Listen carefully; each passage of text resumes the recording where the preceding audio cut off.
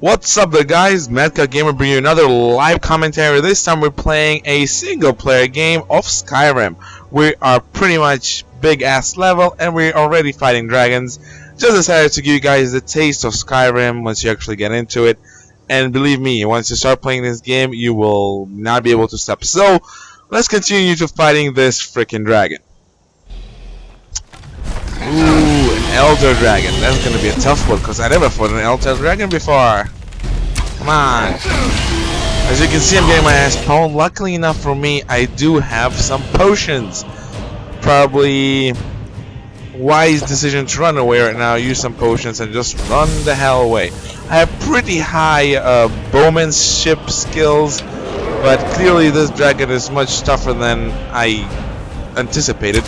Other dragons are mostly like blood dragons and so on, and they really don't do that much damage to you once you get into a fight with them. But clearly this dragon is completely out of my league, even though I'm pretty high level, have pretty high armor rating. This thing still burns through me like nothing. At which point we're probably going to use some potions again, and maybe even go no resist fire potion. That sucks. Maybe we'll use this and hopefully run away from the fear. Come on. I know I can kill him, but it's gonna take a while, and it's pretty tough to kill these things, believe it or not. Especially when they hunt you fearsomely. Oh, lucky me. There's gonna blind fire arrows, slow time down, see him right there, missed. Let's go again, and he got me. That was sort of disappointing. But we're gonna just keep on shooting. That's pretty much how you take down a dragon in Skyrim. Either that or magic.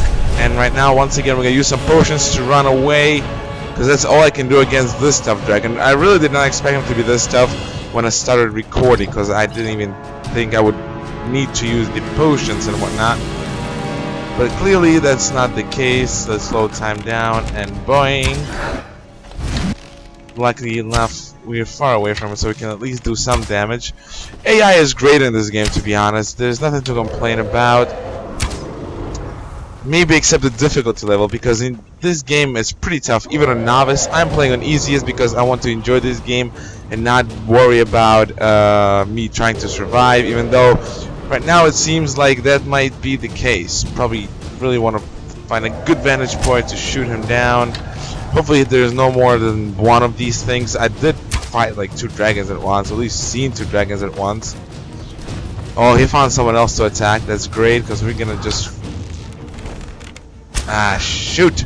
Ran away in time, and we're running out of arrows. I have plenty of other arrows. We gotta find an open spot so we can at least land and we can do some damage, and my I guess my wish was granted, even though that's not what I wanted to happen. Let's see if he's gonna drop down, and yes he did. Run away. Woo! Still burned my tail. Let's just try and take him down some more. Iron arrows, that's gonna do even less damage than the previous arrows, in which case we can pretty much go and switch the arrows out in the weapons menu. We're gonna use glass arrows. I only have 10, but they do like crazy amount of damage. Great, he's all the way over there fighting somebody else, so ooh, great when other people help you out. Come on. There you go, 59 archers, so we had 58. Oh, he actually got me. So as Dragonborn, you do have shouts. And let's see if it reaches him. Yeah, it did. One last shot, and he's down. Missed me, punk.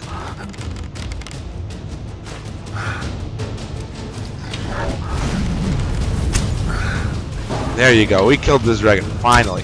That was not the purpose of this commentary, to be honest. The purpose of the commentary was to go and dwell in the dungeon to show my epicness. Is he gonna burn? Oh yeah.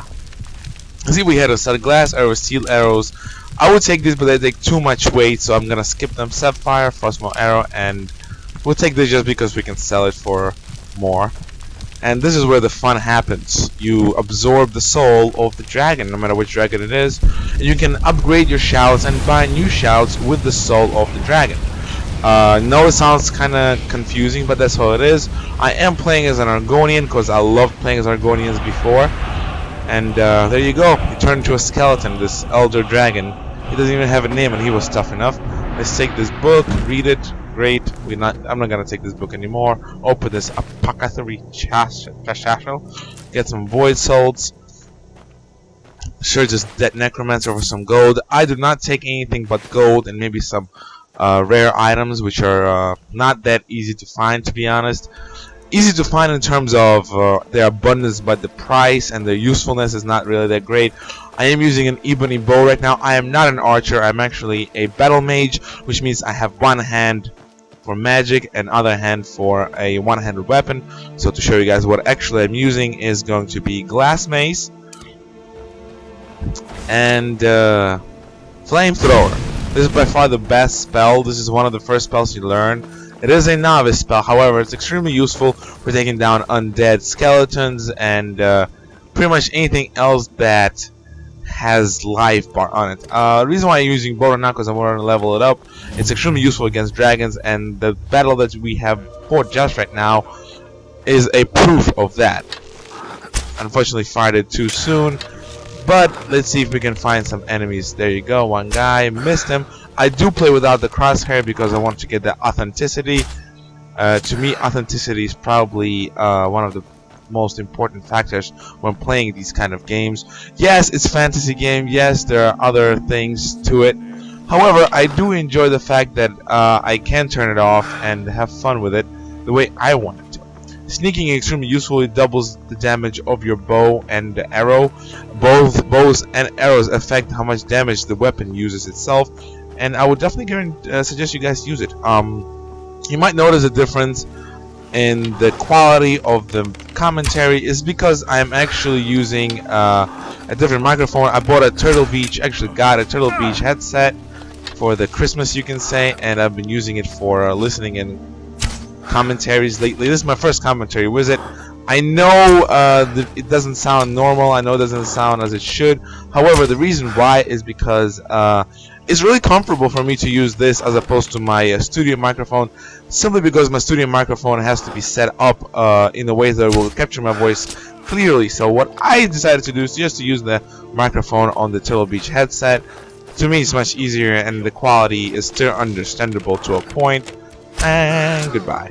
As you can see, one shot to these orc hunters and pretty much nothing else. I do take some things like lockpicks.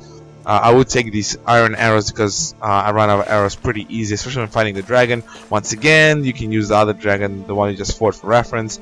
Nothing special there. The quest I am doing right now is pretty simple. I have to retrieve a piece of a sword for a quest. There are a bunch of pieces throughout the game, and I pretty much have to retrieve it for a guy for his museum. Once again, I really wanted to be a dungeon crawler rather than a dragon fighting, but apparently the dragon really wanted to fight, and the moment I started recording, the dragon pretty much started attacking me already. So I paused and decided, hey, why not just start the commentary here, right? So just a reminder, it is, oh come on, it is a live comm, so this is pretty much going on live. So if I die, I die. If I don't, I don't. The good thing about this game is that if you do die, you get to respawn in your last checkpoint. The checkpoints are pretty cool in this game. Whenever you enter a city, it's a checkpoint. Whenever you leave a city, it's a checkpoint. Whenever you fast travel, it can be considered a checkpoint. So, oing. I do have a pretty tough armor. It's steel and orc armor. For those of you who play the game would understand what I'm talking about. And my heavy armor is almost maxed out. Well, I can't say almost maxed out, but it's pretty high, so pretty much doubles and triples my armor rating. So I'm pretty well defended against basic attacks like this guy has. Oh, this is a boss. So come on. In this case, pretty much I would switch to my. I have a bunch of cool weapons. Dawnbreaker, a sword.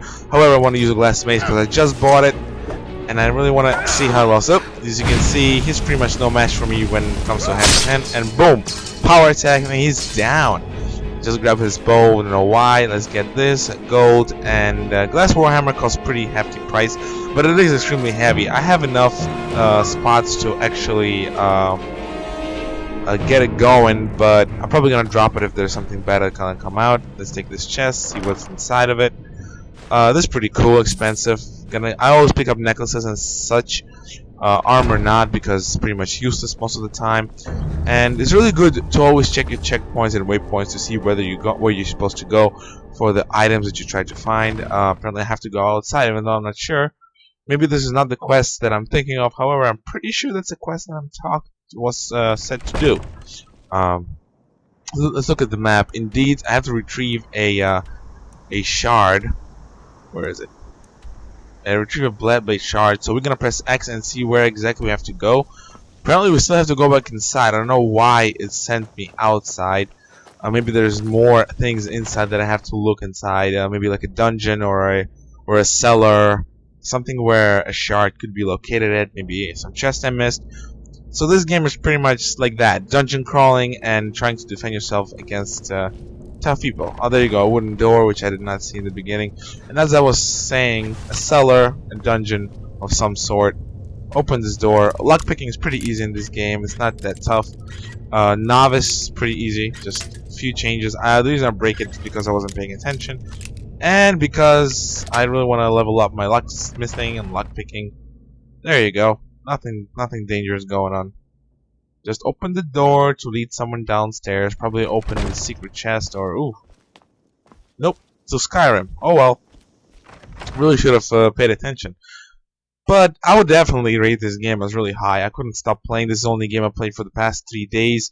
And I must say, it's just really addicting, especially when you get into the quest lines.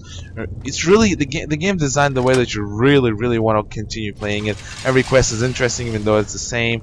Get that, retrieve that, kill those things. But the background for those stories, the amount of lore in this game is just amazing. Much like Oblivion, Skyrim is full of action-packed stuff, which you probably want to check out. And there you go.